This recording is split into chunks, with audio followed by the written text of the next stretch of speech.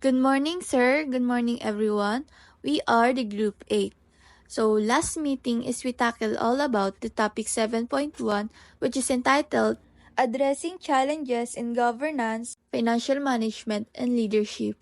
And we identified the key challenges that the cooperative facing in their everyday operation. And dahil brown out last meeting, let me recap po yung mga topic that we had been discussed one by one, and I hope you all listen na rin po. So we have here 4 key challenges in cooperative governance, which is lack of strategic planning and management processes, ineffective board of directors, lack of transparency and accountability, and inadequate communication. So, the first common challenge of governance is itong lack of strategic planning and management processes, which is nagdudulot po siya sa isang co-op ng mga deklarong mga goals, and kung minsan is hanggang react na lang isang co-op instead of having a proactive approach and shared vision. And as you can see or as you can read po sa sample illustration of electric cooperative, nagpapakita po siya ng urgent situation na kung saan may problem po sila sa kuryente or sabihin po natin power outage na nagkakos siya ng customer dissatisfaction and financial losses. And also po is they only have a reactive approach na kung saan yun nga, nagre-react lang po sila sa crisis imbes na proactively nila i-address yung issues tulad ng lack of investment. So, sabi nga sa illustration is ba't daw di sila nag-invest sa mga renewable energy, di ba? Siguro if naisip lang nila yon, hindi lang siya makikita strategic, kundi long-term planning na rin na magiging malaking tulong para sa cooperative. And dito is na-highlight po na nagre-result ang governance issue kapag walang maayos na strategic planning and management processes within the cooperative. Another common challenges in cooperative is yung pagkakaroon po ng ineffective board of directors. So may mga boards po kasi na nag-fail when it comes of taking a decisive action. And as you can read po sa illustration, may mga dinidiscuss na po silang strategies for a month pero wala namang progress. So it clearly shows na ineffective sila dahil possible na wala silang right expertise in decision making. And possible rin po na di sila committed sa responsibility, which is nahihinder yung ability nila na makapag-contribute meaningfully. And if ganito pa rin sila in the long run, again, possible maraming mamimiss na opportunities, specifically, di magiging maayos yung governance ng cooperative. Pangatlong challenge naman po ng governance is itong lack of transparency and accountability within a cooperative. So, pag wala kasing transparency and accountability sa pamamahala, syempre is nakakasira po yun ng tiwala and there's a possibility na malose yung faith ng mga members sa cooperative's leadership. And pag halos sira na rin po yung tiwala ng lahat, syempre, na-undermine yung ability ng cooperative na maging successful. So, di ba like for example, sa illustration natin na nakakapangduda na tumaas yung rate ng interest sa loan tapos wala pa pasabi sa mga members, then may mga rumors na nagkakaroon ng bonuses yung mga board. So, di ba sa ganung situation is di na magtitiwala yung mga members and possible po na di na sila makapag-contribute since di na nila makita yung common goal nila sa co-op, and possible din po na mabawasan rin yung participation nila like yung pag-share ng capital dahil nga walang transparency and accountability within the cooperative. And the last challenge of governance is itong poor or inadequate communication. So, yung shut up illustration po natin dyan again is, sabi ko nga nakaraan is, di talaga siya literal na shut up.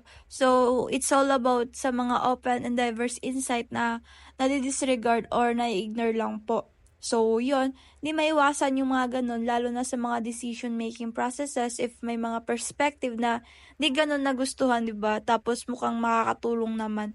So, pag poor communication kasi, parang ang dating sa cooperative is incomplete information na dapat 'di ba nakukuha from everyone. So tapos ang dating rin nun sa lahat is parang walang inclusivity na nangyayari. Tsaka possible na may ma-miss na opportunities rin sa pag-ooperate ng co-op. So ayun nga, communication is the key. Communication is important within the cooperative. We also have 4 challenges in financial management, which is low financial literacy, compliance with financial regulations, limited access to finance and insufficient funding, and low member involvement and commitment. So, maraming relevant challenges na kinakaharap yung mga cooperative when it comes sa financial management, and una na rito is low in financial literacy. So, katulad po sa illustration natin na clearly hirap sila na maintindihan yung mga basic financial concepts like depreciation and liabilities. Pag mababala yung knowledge ng isang tao sa mga financial statements or reports, nahihinder din yung ability nila na ma-analyze or maintindihan yung mga financial reports, which is malaking apekto siya sa paggawa ng decisions for the cooperative. And if yung mga board ay di nila ma-assess ng maayos yung financial health ng cooperative, di nila ma-evaluate yung mga investment opportunities or di sila magkakaroon ng mga good strategic choices na which is nagli-lead na rin siya ng mismanagement of funds. So, magiging mahirap din para sa kanila yung pagka-comply ng financial regulations na siya namang nire-require ng authorities. Another challenge for cooperatives naman is itong compliance with financial regulations. So, nagiging challenge yun sa kanila yung pagkakaroon ng financial regulations tulad ng pag-maintain ng mga transparent records, performing audits, tsaka pag-comply with national standards. So, kasi nga 'di ba, compliance requirements is mandatory talaga siya sa mga cooperatives para maka-access ng benefits tulad ng mga new market opportunities. Tsaka nagsiserve din siya as foundation ng sustainable tsaka ethical operations ng isang co-op. So, despite of difficulties, importante yung compliance sa cooperatives para magkaroon ng access sa new markets. Katulad na lamang ng illustration natin dyan sa producer cooperative. So, magkakaroon sila ng opportunity na makabenta ng products nila sa Europe. So, from Philippines to Europe, di ba? Basta ma-document nila everything na ganap sa kanila, tsaka makapag-comply rin sila. Tas, isa pa is, importante rin yung compliance para makapag-secure ng funds and build trust. Pangatlong challenge naman ay yung limited access to finance and insufficient funding. So, dito, maraming cooperative rin ang nagsastruggle na makapag-loan and magkaroon ng financial support dahil nga sa issues nila like lack of collateral or sinasabi nating mga assets na pwedeng isangla, tapos poor financial records or insufficient business plans. Yung challenge na to is laganap rin in rural or marginalized areas na kung saan mas limitado yung access nila to capital. So, syempre, pag walang sapat na pondo, nagsastruggle sila sa pag-invest tulad ng mga kagamitan, mga pang-training or iba pa na nakakahinder rin ng paglago ng cooperative nila. Pang last naman na challenge in financial management is yung low member involvement and commitment. So, ang cooperatives ay member-owned but not all members actively participate in financial decisions. So, possible na mahinder yung fundraising and financial planning dahil mahalaga nga yung member input sa pag-secure ng capital and makapag-adapt sa kung anumang economic changes. So, low engagement can also lead to mismanagement within the cooperative. Tsaka, maapektuhan talaga yung financial strategies and planning nila since it requires members' support. So, dadako naman tayo sa challenges and leadership. So, meron po tayong apat, which is differing due to lack of perceived expertise, strategic decision-making, poor board dynamics, and risk assessment. Common challenge din ng leadership is itong differing due to lack of perceived expertise. So, dito, even yung mga qualified na directors is pwede silang mawalan ng confidence sa mga kakayahan nila or mga expertise nila, especially pag may mga unfamiliar topics sila sa committees na napag-uusapan. So, syempre, pag di sila confident, nagli-lead siya ng difference na nakikita nila na more knowledgeable na mga directors. Kumbaga parang nagbibigay daan sila sa ibang mga board na makapag-share ng kanilang insights. And ang result nun is nalilimitahan yung ability nila na makapag-contribute, which is, di ba, dapat pag once na board of director ka, dapat competent ka, na dapat marunong ka mag-oversight. So, within the cooperative, importante talaga na magkaroon ng maayos na pag-uusap, tapos nagpapalitan ng ideas ang bawat isa, especially sa mga boards. Another challenge din po na kinakaharap ng mga cooperative is yung pagkakaroon ng good strategic decision making at the board level. So, syempre, hindi basta-basta yung pagde-decide. Kailangan pinag-isipan talaga siya and kailangan nababalanse yung iba't ibang factors tulad ng short-term needs sa long-term vision. And syempre, kailangan ma-assess nila yung mga possible na risks na involved in every decisions nila. So, challenging siya sa co-op na magkaroon ng alignment sa decision since dapat nga yung bawat decision nila is talagang mas mapapalapit yung cooperative nila sa overall goals nila. Talagang challenge siya in leadership since dapat ma-ensure nila yung mga diverse viewpoints is na-heard and dapat talagang magiging maganda yung mga choices nila na siyang magpapaganda rin sa future ng cooperative. Challenge din in leadership itong poor board dynamics wherein yung pagkakaroon ng tension or conflict sa boards is nakakasira. So, bakit nakakasira sa co-op yung poor board of dynamics? Kasi possible na masira rin yung trust ng bawat board and kapag nangyari yon, possible rin na less likely sila na magkakaroon ng open communication or collaboration.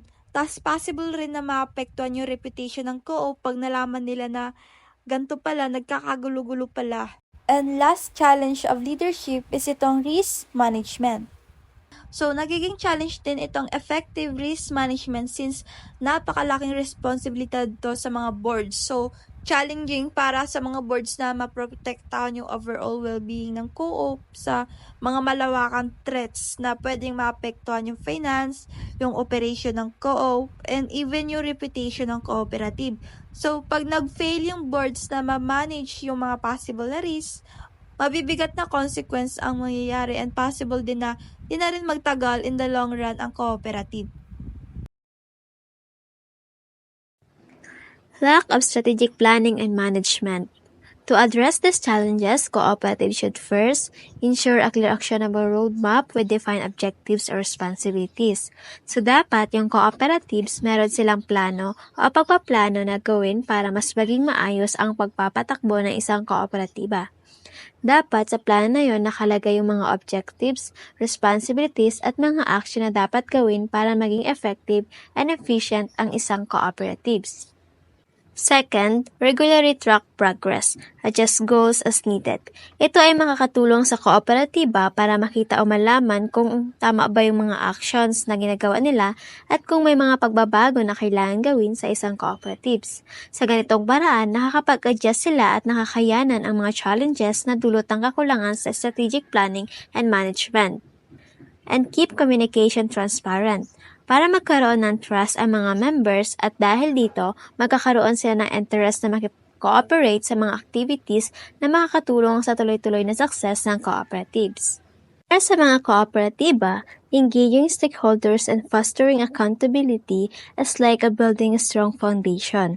This allows them to have a broader perspective, stronger support, and clearer responsibilities, enabling them to avoid common pitfalls and more effectively address challenges caused by the lack of strategic planning and management. Next, an effective board of directors. To address these challenges, first, enhancing board recruitment, dapat bago i-vote ng mga member yung mga board of directors, tingnan muna nila yung mga backgrounds and qualifications like skills and knowledge about decision making at kung karapat-dapat siya maging board of directors. Also, training and development. Dapat ang board of directors is mag-attend siya ng mga seminar or training para malagdagan ang kanyang knowledge about leadership.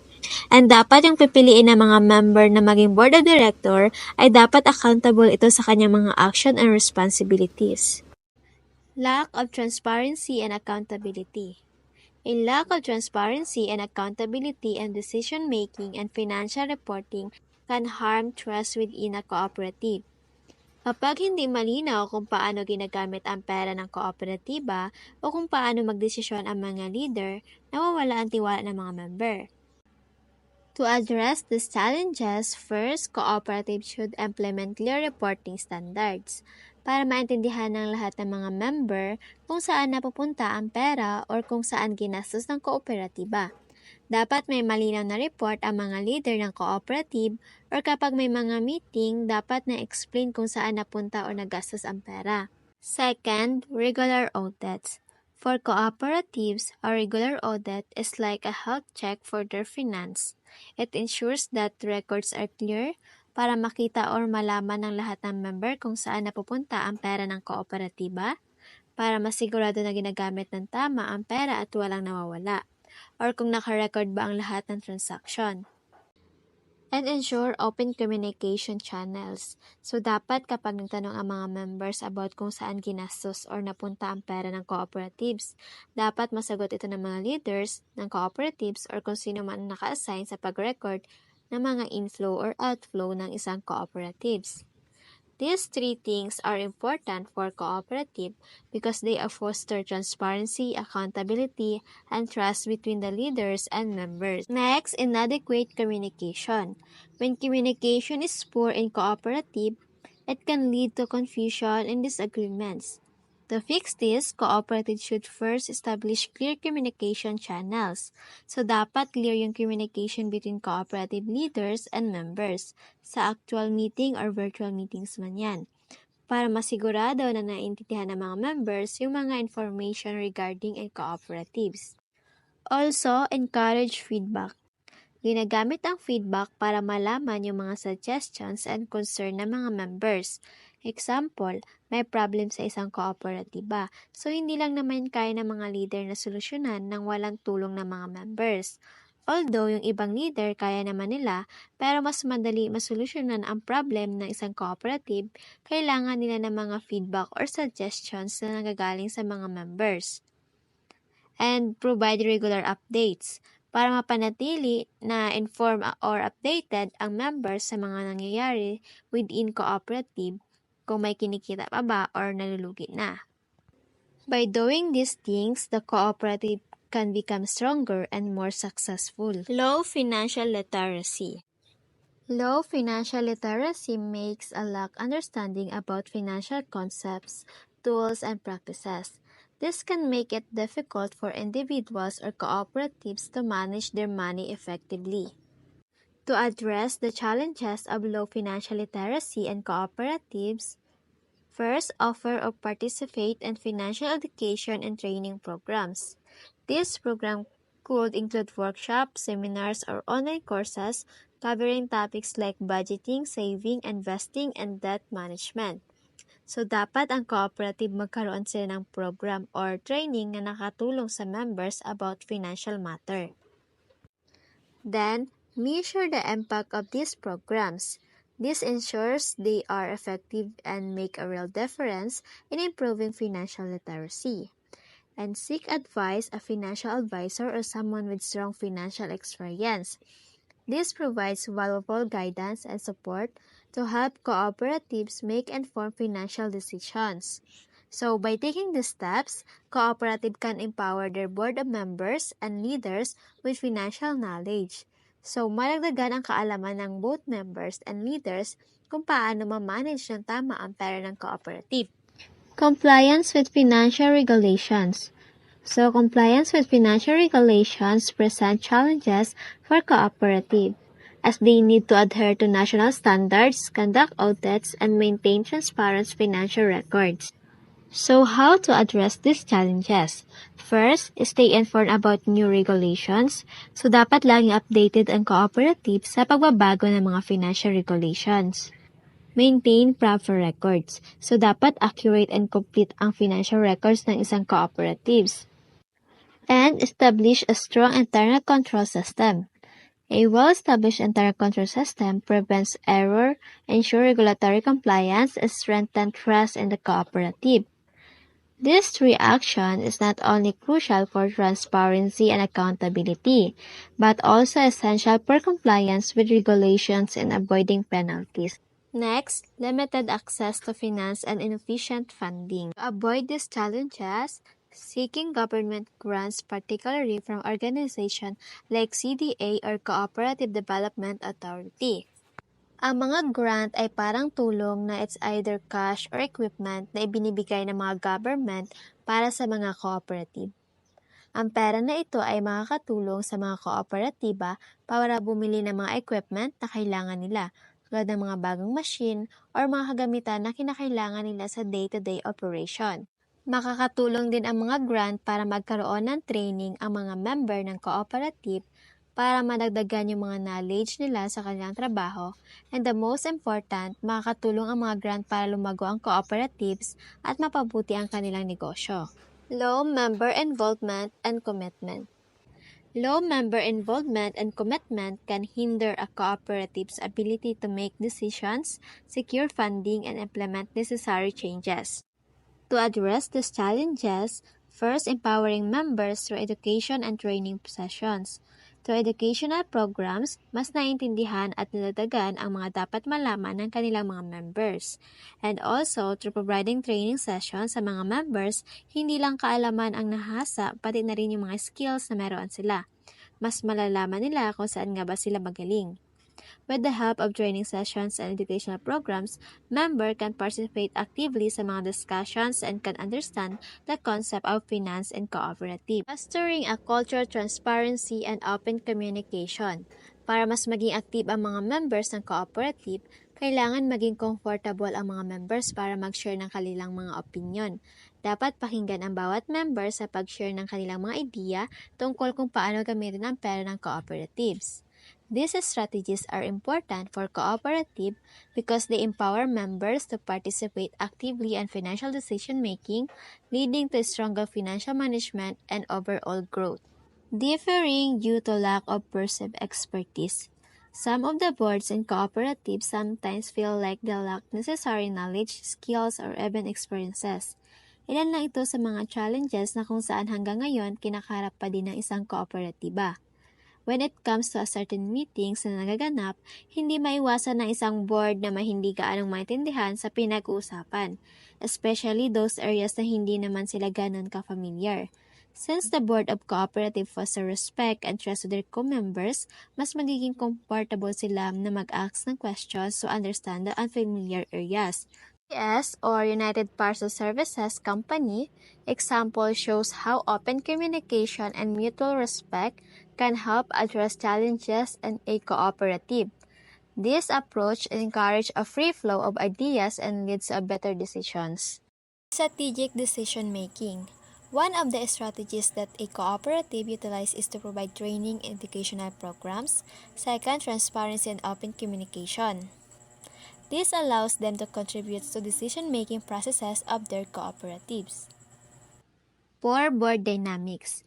To address these challenges, to having a team building and coaching helps to ensure that cooperatives operates their daily activities and discussion very well.